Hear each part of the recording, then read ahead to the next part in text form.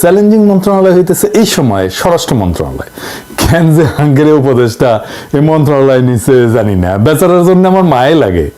কেন চ্যালেঞ্জিং? কারণ এই মন্ত্রণালয়ের ইনস্টিটিউটগুলা সরাসরি নিপীড়নের সাথে যুক্ত ছিল।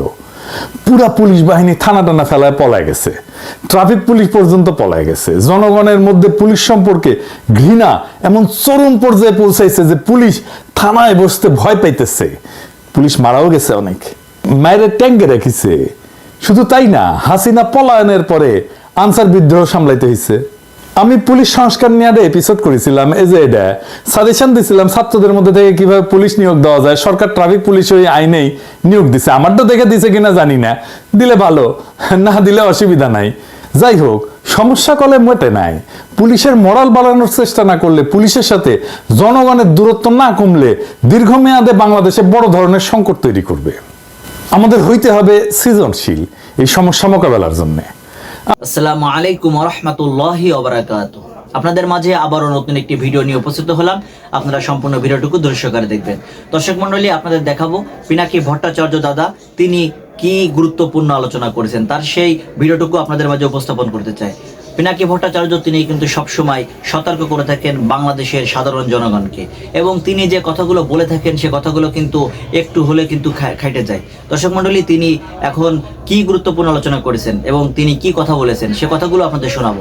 দর্শক মণ্ডলী, তিনি অনেক গুরুত্বপূর্ণ আলোচনা করেছেন। তার ভিতরে একটি কথা হচ্ছে যে আমাদের বাংলাদেশের পুলিশ, এই পুলিশকে কিভাবে এই অপকর্ম এবং খারাপ কাজ থেকে তাদেরকে ফিরিয়ে আনা যায়, কিভাবে পুলিশদেরকে ভালো বানানো যায়, তাদেরকে দিয়ে ভালো কাজ করানো যায়। তিনি কিন্তু এই বিষয় নিয়ে কিন্তু অনেক গুরুত্বপূর্ণ আলোচনা করেছেন। দর্শক মণ্ডলী, এই আলোচনাটুকু শুরুতে হলে আপনাদের সর্বপ্রথম ভিডিওতে একটা লাইক দিয়ে সম্পূর্ণ ভিডিওটুকু ধৈর্য সহকারে দেখতে হবে।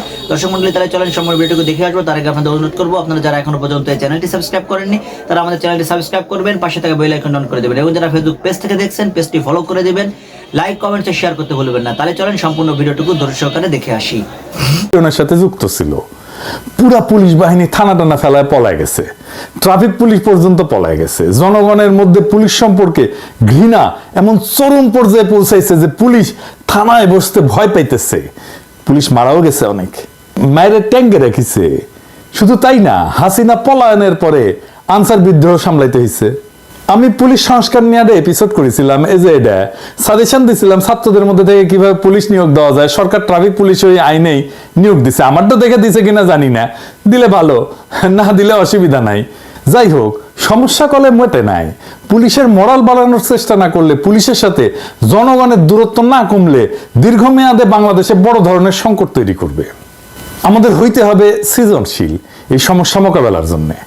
আমি এটা নিয়ে স্বরাষ্ট্র উপদেষ্টার সাথে সরাসরি কথা বলতে চাইছিলাম, তো উনাদের তো মেলা কাম আর কি চাও, উনারা মেসেজ পাঠাইছিলাম, তো স্বরাষ্ট্র উপদেষ্টা আমার ফোন দেওয়ার টাইম হয় নাই। আমি একটা জিনিস বুঝি না, ওনারা তো পলিটিশিয়ান না, পাবলিক ফিগার না, যে এলাকায় যাইতে হয়, দলের লোকদের টাইম দিতে হয়, মিটিং করতে হয়, রাজনীতি করতে হয়, তারপরেও ওনারা টাইম পান না। আমি নিজে থেকে কতজনের সাথে কথা বলি, দেখেন শহীদ পরিবারের সাথে কথা বলি, আপনারা তো জানেন। এমনকি আমি একদম মাঠের কর্মীদের সাথে কথা বলি, আন্দোলনে মাঠের ছাত্রদের অনেকের সাথে কথা বলি। আমি টাইম পাই, ওনারা টাইম পান না। তবে একটা পলিসি হিসাবে আমি নিজে থেকে উপদেষ্টাদের ফোন টোন দিই না, ওনারা দেন। ওনারা যদি ফোন দেন তাইলে টাইম দিই, দায়টা ওনাদের, আমার না। ওনারা দায় বোধ করলেই আমি ওনাদের সাহায্য করব। এমনকি আমি প্রফেসর ইউনূসও বলছি যে স্যার, আপনার প্রয়োজন হইলে আমরা কল দিয়েন বা মেসেজ পাঠাইন, যদি কখনো মনে করেন, যদি মনে করেন আমার সাথে আলাপ করার দরকার আছে, কল দিয়েন, আমি আছি। তবে উনি জানাইছেন আমার এই যে ওনার সরকার নিয়ে আমার এই ক্রিটিসিজম গুলো জরুরি আর দরকারি মনে করেন। উনি বলছেন আমি জানি কাজটা চালায় যাই। তো যাই হোক, প্রফেসর ইউনূসকে ধন্যবাদ। আপনাদেরও জানা থাকলো যে ওনার সাথে আমার যোগাযোগটা আছে আর কি। যাই হোক, এখন আমার ক্ষুদ্র ভ্রাতার ভগিনীরা কইতে পারে যে দাদা, আপনি উপরে উপরে সমালোচনা করেন, এত বাম্বু দেন আর তলে তলে টেম্পু চালান। যাই হোক, প্রসঙ্গে আসি, কেমনে পুলিশের মরাল বাড়ানো সম্ভব আর জনগণের সাথে দূরত্ব কমানো সম্ভব। স্বরাষ্ট্র মন্ত্রণালয়ের যারা আছেন তারা একটু দেখেন, অল্প একটু সময় না নিচ্ছে, সে ধরেন নষ্টই হইল আর কি, তাহলে দেখেন না কি কই। এই পরিকল্পনা যদি গ্রহণ করেন, তাহলে এই পরিকল্পনা গ্রহণ করলে এটা ইউনিক মডেল হবে সারা দুনিয়ার জন্য। দুনিয়ার কোথাও এই মডেল বা পরিকল্পনা কখনো বাস্তবায়িত হয়নি। এই পরিকল্পনা বাস্তবায়িত হইলে শুধু পুলিশের মরাল বাড়ার কাজটাই হবে না, মুক্তে আর একটা সমস্যার সমাধান হয়ে যাবে। তো এই কথাটা কওয়ার সময় আমি আমার প্রফেশনাল পেশাদার জীবনের প্রফেশনাল ক্যারিয়ারের একটা বেদনার কথা বলি আর কি, আমার ক্ষুদ্র ভ্রাতার ভগ্নীদের জন্য। আপনারা হয়তো সৃজনশীল কোনো সমাধান দিলে ইনকা একটা প্রবলেমে পড়তে পারেন। আমি যতগুলো ইউনিক সলিউশন দিছি আমার পেশাগত জীবনে, বেশিরভাগ ক্ষেত্রে উত্তর আসিছে আমার বসদের কাছ থেকে যে এটা কেন আর কেউ আগে করে নাই। তো বিজনেস ওয়ার্ল্ডেও গেলে ভালচুন কম নাই, বুঝছাও। তো যাই হোক, আসেন পরিকল্পনায়। আমাদের 639টা থানা আছে পুলিশের। এছাড়া বাংলাদেশের দাঙ্গা মোকাবেলার জন্য এই যে বিশেষায়িত পুলিশ ইউনিট আছে, যার নাম হচ্ছে আর্মড পুলিশ ব্যাটালিয়ন বা এপিবিএন। এপিবিএন এর অধীনে 14টা ব্যাটালিয়ন আছে, মোট 64টা পুলিশ লাইন আছে। এছাড়া মেট্রোপলিটন এলাকাগুলোর জন্য আলাদা পুলিশ লাইন আছে। এছাড়া হাইওয়ে পুলিশ আছে, ইন্ডাস্ট্রিয়াল পুলিশ আছে, রেল পুলিশ আছে, ফাইনালি সারদায় পুলিশ একাডেমি আছে। এছাড়া দেশের বিভিন্ন স্থানে আঞ্চলিক পুলিশ প্রশিক্ষণ কেন্দ্র আছে। তো সারদা পুলিশ একাডেমি নিয়ে আমার একটা বিষয় ছিল, আমার ভিডিও যারা হাসিনার আমলে দেখেছেন তারা জানেন, আর কইলাম না। তো এডিটর সাহেব না ঘোড়ার আওয়াজ দেন না, বুঝছাও। এটা এখন আমার যারা পুরানা দর্শক তারা জানে এটা কি। প্রফেসর ইউনূসের উপদেষ্টা মন্ডলী শুনে রাখেন, হাসিনার মন্ত্রীদের কালে ওই সারদা একাডেমির ঘোড়ার থেরাপি দিতাম নিয়মিত। এডিটর সাহেব আর এবার সাউন্ড দেন, আপনাদের যেন দিতে না হয়। আমি কালে থেরাপি দিতে দ্বিধা করবো না, বুঝাও। শুনে নিয়েন এই থেরাপিটা কি জিনিস। যাই হোক, এই সমস্ত জায়গায় যেগুলো কথা কইলাম, এই যে পুলিশের যতগুলো অফিস আছে, থানা আছে, ইত্যাদি ইত্যাদি, এই জায়গায় মূলত থানাগুলোতে যোগ্যতা অনুসারে 2 বা ততোধিক এই বিপ্লবে আহত ছাত্রদের নিয়োগ দেওয়া হোক পাবলিক রিলেশনস অফিসার হিসেবে। সারদা একাডেমি এবং পুলিশ ট্রেনিং একাডেমিগুলোতে ট্রেনার হিসেবে নিয়োগ দেওয়া যেতে পারে, পুলিশ লাইনে সাপোর্ট স্টাফ হিসেবে। কিন্তু থানাগুলোতে যেখানে জনগণের সাথে যোগাযোগ, সেখানে পাবলিক রিলেশনস অফিসার হিসেবে। পুলিশ নিজে দেখবে তাদের দানব হয়ে ওঠার ফল কি হয়েছে, তাদের সামনে নিরন্তর একটা জ্বলন্ত উদাহরণে ঘুরে বেড়াবে আহত ছাত্র জনতা। পুলিশের মধ্যে রিমোর্স বা অপরাধ বোধ ঢুকবে, তারা এরপরে নির্মমতা করতে গেলে ওই আহতদের ছবি তাদের চোখের সামনে ভেসে উঠবে। আবার উল্টা দিকে দেখেন, একজন সাধারণ মানুষ যখন থানায় সেবার জন্য আসবে, সে দেখবে এই বিপ্লবে আহত ছেলেদের কাজ করতে, সেবা দিতে। স্বাভাবিকভাবেই জনতার হৃদয় আর্দ্র হবে, পুলিশের প্রতি তার কঠোর মনোভাব পরিবর্তিত হবে এবং জানবে আহত ছাত্র একজন পুলিশ। পুলিশের জনবিচ্ছিন্নতা কাটবে। এই আহত ছাত্ররা বিশেষ পোশাক আর টুপি পরতে পারে, যেমন লাল টুপি পরতে পারে। এই ব্রিগেডের একটা আলাদা নাম দেওয়া যেতে পারে, যেমন ধরেন জুলাই ব্রিগেড। ভেবে দেখেন, দাঙ্গা পুলিশের অপারেশনে যাচ্ছে কোথাও, আর দাঙ্গা থামাইতে সামনে ক্র্যাশে ভর দেওয়া 10-12 জন জুলাই ব্রিগেডের সদস্য আহত ছাত্র জনতা।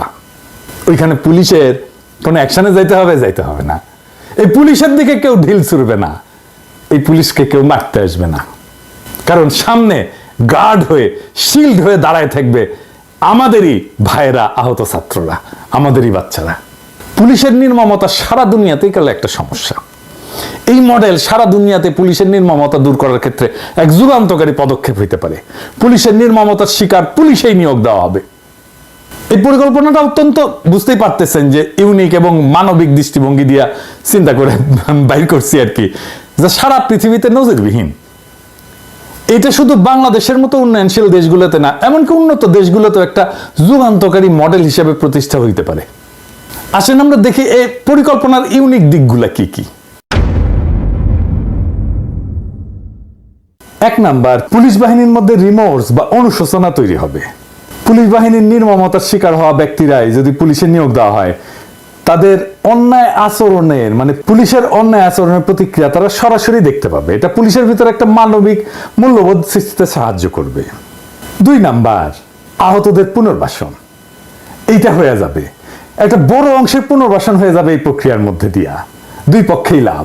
3 নাম্বার, পাবলিক রিলেশন উন্নত হবে। যেমন আহত ছাত্র বা নাগরিকদের পাবলিক রিলেশন অফিসার হিসেবে নিয়োগ দিলে সাধারণ জনগণের কাছে পুলিশের ভাবমূর্তি পরিবর্তিত হবে। থানায় গিয়া মানুষ সেবা পাওয়ার সময় আহতদের দেখা পুলিশের মানবিক দিকটা উপলব্ধি করবে। 4 নাম্বার, দাঙ্গা মোকাবেলার নতুন কৌশল। ধরেন দাঙ্গা মোকাবেলার সময় আহত এবং ক্র্যাশে ভর দিয়া দাঙ্গার সামনে দাঁড়ানো জুলাই ব্রিগেড দাঙ্গা প্রশমনে সহায়ক হবে। এরা তো সাহসী ছেলে, এরা তো দাঙ্গার সামনে দাঁড়াইতে ভয় পাবে না, ওইখানে যেই তো তারা আহত হয়েছে। এবং তাদেরকে যখন সামনে দেখবে তখন এই পুলিশের উপরে থেকে ঢিল ছুড়বে না। এই কৌশলে পুলিশকে সহিংসতা ছাড়া পরিস্থিতি নিয়ন্ত্রণে সাহায্য করতে পারে। 5 নাম্বার, বিশ্বব্যাপী পুলিশের নির্মমতা সমস্যার সমাধানের মডেল হিসাবে এটা দাঁড়ায় যেতে পারে। আমেরিকা, ইউরোপ, এমনকি অন্যান্য দেশে পুলিশের নির্মমতা একটা বড় সমস্যা। এই মডেল সেইখানে গ্রহণযোগ্য হইতে পারে। রেস্টোরেটিভ জাস্টিস প্রোগ্রাম বলে একটা মডেল আছে, যাতে নির্যাতিতদের সাথে অপরাধীদের সামনাসামনি বসানো হয়, যাতে অপরাধীরা তাদের কর্মের প্রভাব বুঝতে পারে। কিন্তু আমি যে প্রোগ্রামের পরিকল্পনা দিলাম আর কি এতক্ষণ ধরে, এটা কিন্তু রেস্টোরেটিভ জাস্টিস প্রোগ্রামের মতো না। আমি বলতেছি সরাসরি পুলিশ বাহিনীতে আহতদের নিয়োগ দিতে হবে। এই পরিকল্পনা প্রভাব কি পড়তে পারে? 1 নম্বর প্রভাব, পুলিশের আত্মসমালোচনা এবং অনুশোচনার সুযোগ তৈরি করবে। এটা তো তৈরি হয় নাই, এটা আমাদের তৈরি করে দিতে হবে। আহতদের চোখের সামনে দেখতে দেখতে পুলিশ নিজেরাই সংযম এবং মানবিক আচরণ করতে শিখবে। এটা কাউকে আর শিখাই দিতে হবে না, আমরা তার স্পেস তৈরি করে দিলাম। 2 নাম্বার, সামাজিক মেলবন্ধন এবং বিশ্বাস তৈরি করবে। আহত ব্যক্তিরা সেবা প্রদান করলে সাধারণ মানুষের মধ্যে পুলিশের প্রতি যে বিদ্বেষ সেটা কমে আসবে। 3 নাম্বার, আইন শৃঙ্খলা পরিস্থিতির উন্নয়ন হবে। সহিংসতার পরিবর্তে পুলিশ সমস্যা সমাধানের জন্য মানবিক এবং কৌশলী পদ্ধতি অবলম্বন করতে পারবে। তবে এই প্রোগ্রামের কিছু চ্যালেঞ্জ তো আছেই, সব প্রোগ্রামেরই চ্যালেঞ্জ থাকে, দুর্বল কিছু দিক থাকে, সেটা বলে রাখি। 1 নাম্বার হইতেছে যে পুলিশ বাহিনীর মধ্যে থেকে এই মডেলের বিরুদ্ধে প্রতিরোধ আসতে পারে, কারণ এই পরিবর্তনকে নিজের জন্য সে হুমকি মনে করতে পারে, বা তারা মনে করতে পারে যে এটা পুলিশকে দুর্বল করার একটা প্রচেষ্টা। 2 নাম্বার, আহতদের জন্য একটা আলাদা মানসিক চাপ তৈরি হইলেও হইতে পারে। আমি ঠিক শিওর না যে আহতরা তাদের নির্যাতকের সাথে কাজ করতে গিয়ে আলাদা কোনো মানসিক চাপের মধ্যে পড়ে কিনা, এটা পরীক্ষা করে দেখতে হবে। তাইলে এটাকে কিভাবে ইমপ্লিমেন্ট করা যায়, এটাকে কিভাবে বাস্তবায়িত করা যায়? আমি যদি এটা ইমপ্লিমেন্ট করতাম তাহলে আমি পাইলট প্রজেক্ট করতাম, মানে শুরুতে কয়েকটা থানায়, ধরা যাক 10টা থানায় বা বিশেষ ইউনিটে এই মডেল চালু করতাম। ফলাফল মূল্যায়ন করে পরবর্তীতে এটা বিস্তৃত করতে পারতাম। এবং এই 10টা থানায় নিজেদের মধ্যে একটা প্রতিযোগিতা হইতো যে কে ভালো রেজাল্ট দেখাইতে পারে।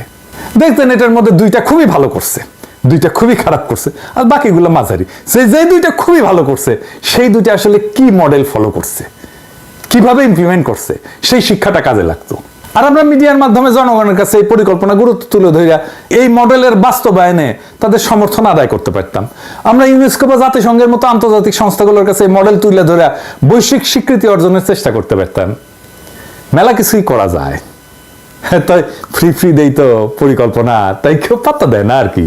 তার বগরের ভাষায় কথা বলি তো, আমি তো আবার শিক্ষিত না, বুঝাও, 2 পয়সার ইউটিউবার তো কই আর রাখলাম আর কি। প্রফেসর ইউনূসের সরকার করুক না করুক, অন্য কোনো দেশের সরকার তো বাস্তবায়ন করতেও পারে এই পরিকল্পনা।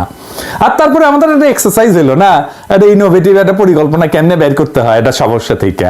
আমার ক্ষুদ্র ভ্রাতা ভগিনীরা শিখলো, সেটা বড় কাজ একটা। ধরেন 2 পয়সার ইউটিউবের পরিকল্পনা যদি একটা কনসাল্টিং ফার্ম মেলার টাকা দিয়ে বেনে দেয় না, তখন দেখবেন যে সবাই কবে দেখিস কি ফাইন পরিকল্পনা। কার মাথার থেকে বাইরে যে পরিকল্পনা সেটা ব্যাপার না, দুনিয়া একটা সমস্যার সমাধান যদি হয় সে পরিকল্পনায় কে করলো এটা বড় কথা না আর কি, করলেই হইলো আর কি। তবে এই সরকারের সমস্যার এরকম ইনোভেটিভ বা সৃজনশীল সমাধান বের করে দেওয়ার চেষ্টা করব।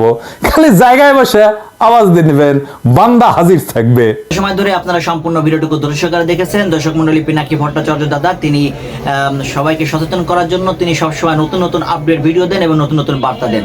দর্শক মন্ডলী, আপনারা এই ভিডিওর তার গুরুত্বপূর্ণ আলোচনা শুনেছেন এবং তিনি বর্তমানে কি সচেতনামূলক কি গুরুত্বপূর্ণ কথা বলেছেন, সেই কথাগুলো শুনে আপনারা সম্পূর্ণ বিষয়টি গলে বুঝতে পারেন। তাহলে আজকের মতো ভিডিও এখানে শেষ করছি। সকলে ভালো থাকবেন, সুস্থ থাকবেন, আল্লাহ হাফেজ।